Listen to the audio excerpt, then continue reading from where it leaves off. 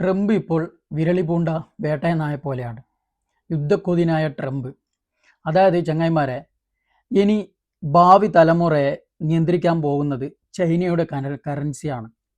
അതായത് ഡോളറിൻ്റെ മൂല്യം ഇടിയാൻ വേണ്ടി പോവുകയാണ്. ഇതൊക്കെ അറിഞ്ഞതുകൊണ്ട് ട്രംപ് മെൻ്റലി ഡിപ്രഷനായിട്ടാണുള്ളത്. കാരണം ട്രംപിൻ്റെ അമേരിക്കയിൽ വൈറ്റ് ഹൗസിൽ അവർക്കുണ്ടായ ചർച്ചകൾക്കിടയിൽ തന്നെ ഉണ്ടായൊരു വാർത്തയാണ്, വിദേശ വാർത്തയാണ് ഇപ്പോൾ പറയുന്നുള്ളത്. അതായത് മാനസികപരമായിട്ട് ട്രംപിന് എന്തെങ്കിലും പ്രശ്നമുണ്ടോ എന്ന് അവിടുത്തെ വൈറ്റ് ഹൗസിൽ തന്നെ ചർച്ചകൾ ഇപ്പോൾ നടന്നുകൊണ്ടിരിക്കുകയാണ്. കാരണം എന്താന്ന് പറഞ്ഞാൽ ട്രംപ് പച്ചയായ പൊള്ളയാണ് എന്താ പറയുക പരത്തിക്കൊണ്ടിരിക്കുന്നത്. സ്വയം നമ്മൾ യുദ്ധം വിജയിച്ചു എന്ന് ട്രംപ് തന്നെ സ്വയം പ്രഖ്യാപിക്കുകയാണ്, വിഡ്ഢിയാക്കാണ് ജനങ്ങളെ വീണ്ടും വീണ്ടും.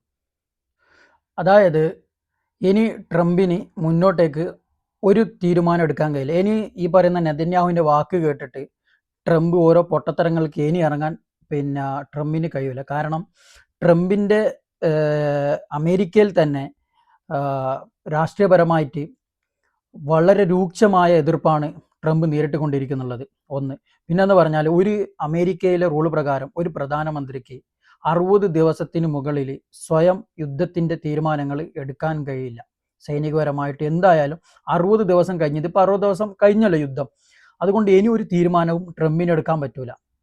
അപ്പോൾ ട്രംപ് സ്വയം വിജയിച്ചു എന്ന് പ്രഖ്യാപിക്കുമ്പോൾ എന്തുകൊണ്ട് ട്രംപിന് പശ്ചിമേഷ്യയിൽ നിന്ന് സൈനികരെ മാറ്റുന്നില്ല? അതിൻ്റെ മെയിൻ പോയിന്റ് എന്ന് പറയുന്നത് റഷ്യയും ഇറാനും വൺ പ്ലാനിങ്ങിലാണ് മുന്നോട്ട് പോയിക്കൊണ്ടിരിക്കുന്നുള്ളത്. അതായത് ഹോർമൂസ് ഒഴിവാക്കിയിട്ട് ഏത് രീതിയിലാണ് ചരക്കുകൾ മറ്റുള്ള രാജ്യങ്ങളിലേക്ക് എത്തിക്കാൻ പറ്റുമോ എന്നുള്ളതിൻ്റെ വൺ പ്ലാനിങ് ആണ് നടത്തിക്കൊണ്ടിരിക്കുന്നുള്ളത്. ഇതുവരെ ഇത് പേടിച്ചുകൊണ്ട് തന്നെയാണ് ട്രംപ് ഇപ്പോൾ എന്താക്കുന്നുള്ളത്.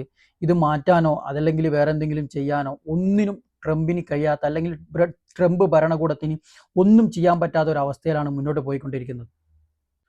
വേറൊരു ഇതെന്ന് പറഞ്ഞാൽ നവംബറിൽ ഇനി അമേരിക്കയിൽ ഇലക്ഷൻ വരാൻ പോവാണ്.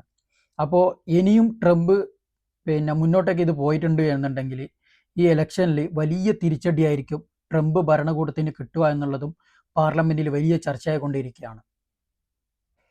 അതായത് റഷ്യയും ഇറാനും നടത്തിക്കൊണ്ടിരിക്കുന്നത് എന്ന് പറഞ്ഞാൽ റഷ്യയുടെ തുറമുഖമായ കാസ്പിയൻ തുറമുഖം വഴി ഇറാൻ്റെ വടക്കേ ഭാഗത്തേക്ക് എത്തിക്കാനാണ്. അതിനു വേണ്ടിയിട്ടാണ് ഇറാൻ്റെ ഇൻ്റർനാഷണൽ നോർത്ത് സൗത്ത് കോറിഡോറായ റെയിൽവേ പാതയുടെ പണി പെട്ടെന്ന് പൂർത്തീകരിക്കാൻ വേണ്ടിയിട്ട് എല്ലാ സാമ്പത്തിക സഹായവും നൽകാമെന്ന് റഷ്യ പറഞ്ഞിട്ടുണ്ട്. അതിൻ്റെ ഭാഗമായിട്ടാണ് ഇപ്പം നമുക്കറിയാം, 2 ദിവസം മുമ്പ് പാകിസ്ഥാന് തുറന്നു കൊടുത്ത 6 വ്യോമപാത, അതൊക്കെ ഇതിൻ്റെ